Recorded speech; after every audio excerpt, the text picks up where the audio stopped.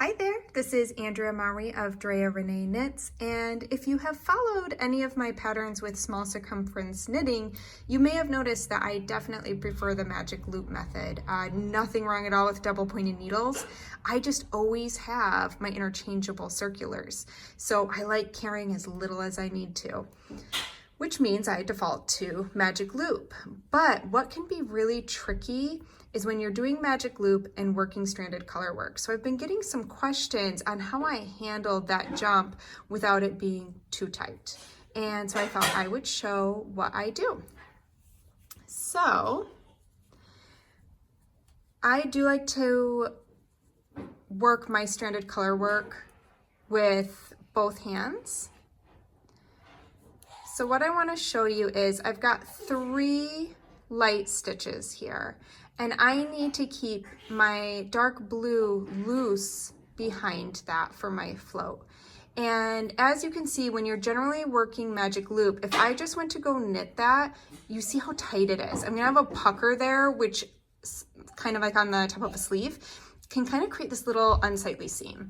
So what I do to avoid that is I go ahead and wrap my yarn, but then, let me get a little closer here, is I actually stretch out and hold it flat. So this is the same technique I use to always keep my floats nice and even and keep that loose tension running behind, is I stretch out the stitches on my right hand needle. So by doing this, it actually mimics that same nice spreading out of the stitches.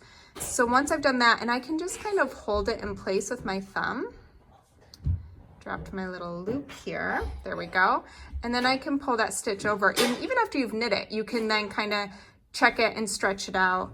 I will say I always think it's better to be a little on the loose side than a little on the tight side, because I find that having looser tension running behind your color work, a lot of that ends up evening out with blocking and washing and wearing. Whereas if it's too tight, there's just not a lot you can do. So I always would rather be a little on the too loose side than the too tight. But as you can see, it's created a nice even float behind there. Let me turn this around for you.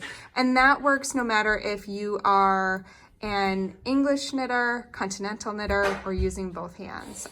So yeah, I hope you give it a try and let me know what you think. And if you could hear them, I hope you enjoyed the giggles of my kiddos who are trying to stay quiet in the background. Have a great day.